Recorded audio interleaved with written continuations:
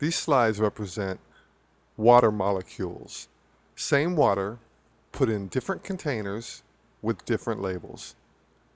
Each one of them the same water, different containers, different labels. I find it amazing.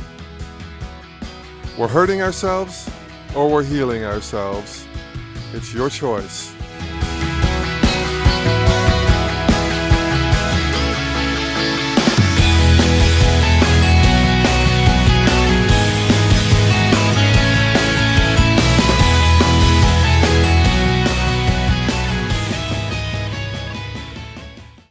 All right, today we're going to start off with a few short clips about the magic of water.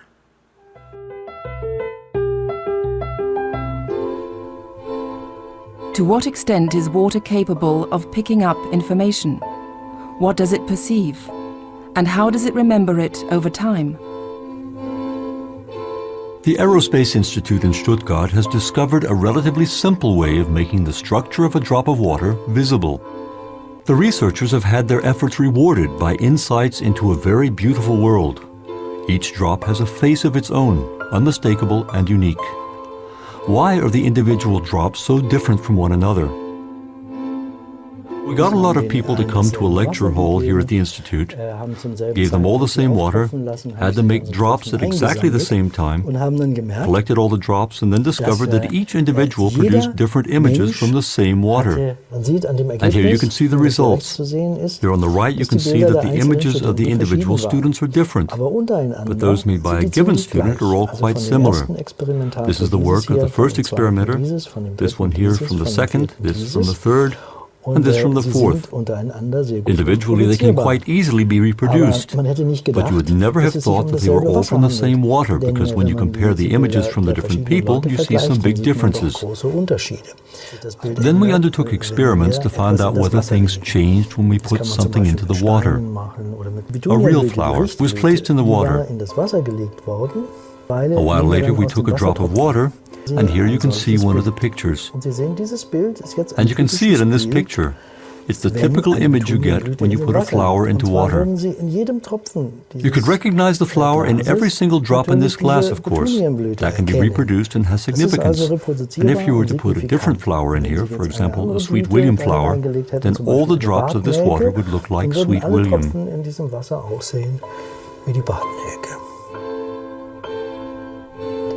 The statement that water has a memory practically changes our whole way of looking at the world, of course. Let's travel down the Rhine in the figurative sense. The water is flowing down the Rhine, picking up information everywhere it goes. So the water has more information at the mouth of the Rhine than it had at the source. And the Dutch, living at the mouth, when they drink that water, they're also drinking all that information. Thus, the world's oceans would no longer be something that separates us, but instead a giant storehouse of information, and the rain would perhaps be a data medium carrying information to the world.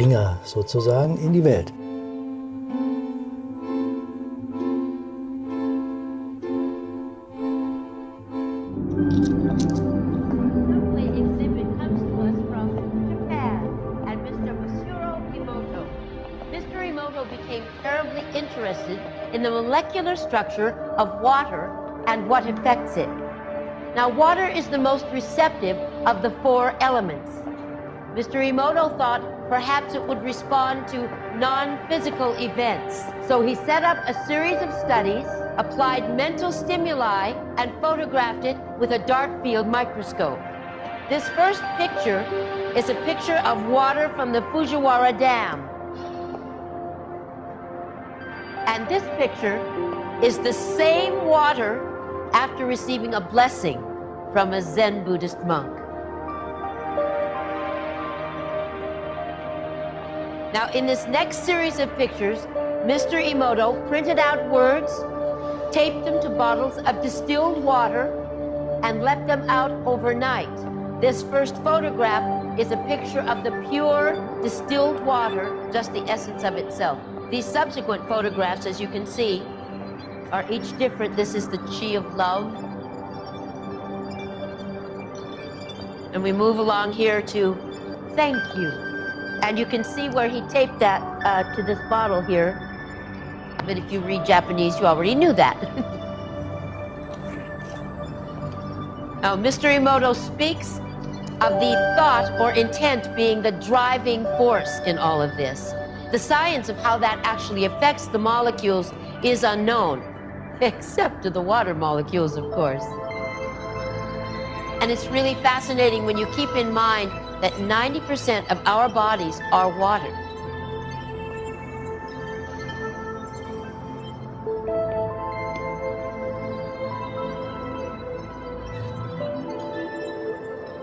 Makes you wonder, doesn't it? If thoughts can do that to water, imagine what our thoughts can do to us.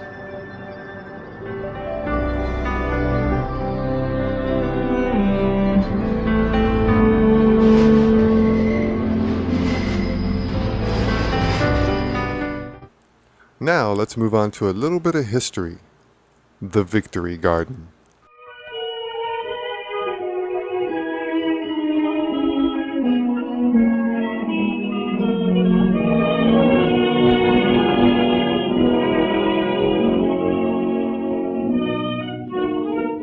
Do you like standing in a queue for your vegetables, or do you think it's tiring and a waste of valuable time? Do you ever find your long wait has been useless, that supplies of what you want have run out before your turn comes? It's not the greengrocer's fault. It's up to you. Dig for victory. Thousands of people have discovered that a 10-rod plot will keep a family of 5 in vegetables 8 months of the year. Young men are doing it. These London AFS men are filling in their waiting periods like this. And young women, these girls are using part of their lunch hour to work on plots in their own factory grounds. Old men, even at 83. And children, growing food is part of their school routine nowadays. For they know that food is just as important a weapon of war as guns. Have you joined the ranks of this great new army that's helping to win the war by helping themselves to good food? You may not be lucky enough to own an ideal kitchen garden like this, but the flower garden will grow beetroot just as well as begonias. And it's more fashionable too nowadays. There may be room for vegetables on top of your Anderson shelter, or in the backyard, or even on that flat bit of roof. Even the asphalt playground of a bombed-out school has been turned into a flourishing allotment. So you see, you can nearly always find somewhere to dig. You know, it only takes an hour or two a week to keep a 10-rod plot cultivated, and you can all lend a hand, women and children too. Perhaps you're only making excuses. Perhaps the real trouble is you think gardening's a bore. We're going to watch an old hand for a few minutes, and if you get any pleasure out of watching his skill, you'll get a lot more in learning how to do a good job yourself.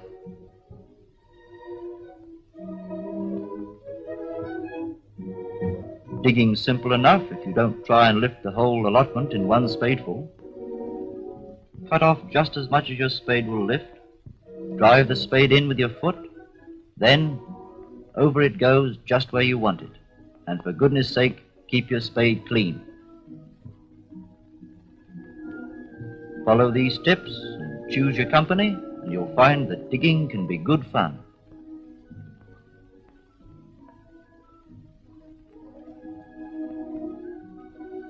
The exciting time comes when the first seeds must be sown.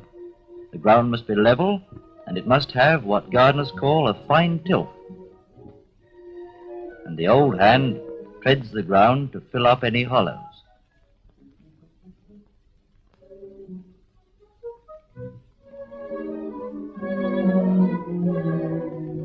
Finally, an iron rake gives you the fine tilth that the seeds want. That's one of the pleasures of gardening, using the right tool for the job and using it in the right way. To make the seed drills, a hoe is the tool. Use it in short strokes to throw the soil clear. Tread on the line to make sure your hoe doesn't shift it. And this is the proper way to cover the seeds in the drill.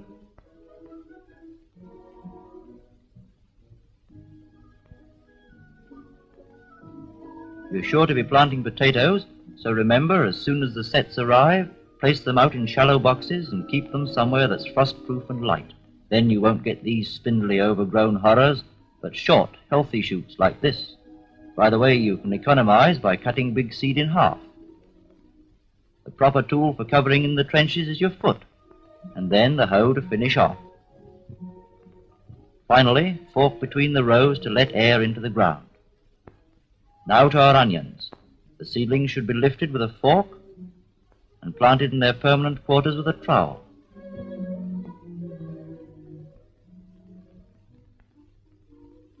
You use a fork for lifting cabbages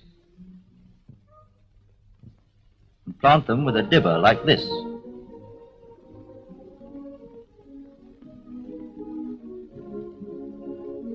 While you lift leeks with a spade and plant them with a dibber. You see, there's a proper tool for every job, and they needn't be expensive, especially if you borrow them from the man next door. A draw hoe is best for fairly widely spaced crops, but a hand hoe is ideal when you're working with plants close together. And when it comes to the wide open spaces between rows, a Dutch hoe is the thing. And remember, you use it walking backwards. But the finest tools a gardener can possibly use are his own two hands. Take a few tips like these from the old gardeners, and you'll soon be growing your own tomatoes, peas that melt in the mouth, carrots that will be a revelation, potatoes at your service whenever you want them, and cabbages fit for a king. There's a bit of ground waiting for you somewhere, and surely isn't an hour in the garden better than an hour in the queue?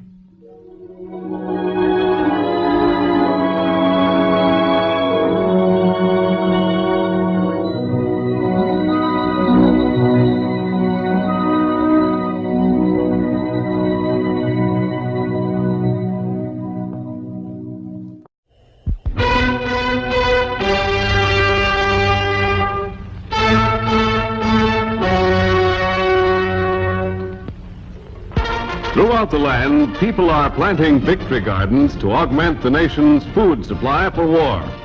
An important home front job for victory.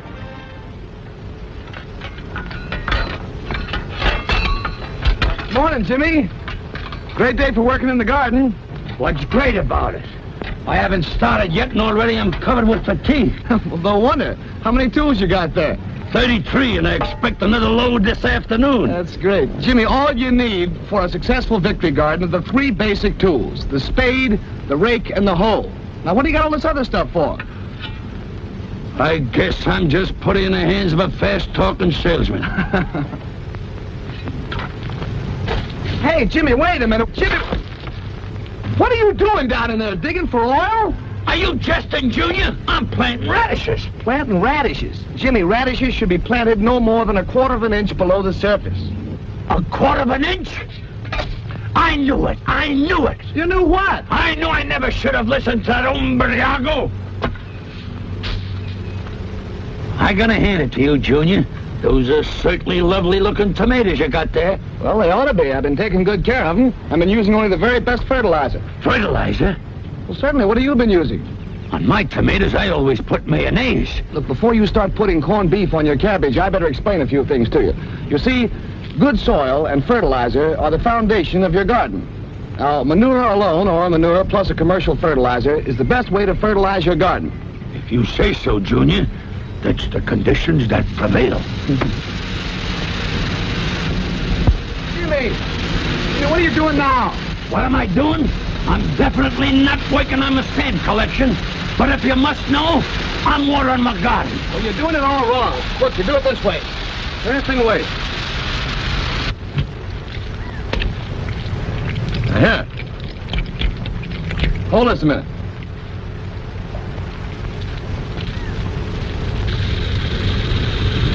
You see? No soil washing. What'll they think of next? Remember, folks, the number of ration points that you'll have to spend next year on canned foods depends on how well you grow your victory garden now. So, see your victory garden through. Eat all the vegetables you can fresh and preserve the rest. You know, last year over 40% of all the vegetables we ate came from victory gardens. So don't forget, all of us can plant the seeds of victory right in our own backyard. That's my boy who said that. We're hurting ourselves or we're healing ourselves. It's your choice. Thanks for watching. See you next time.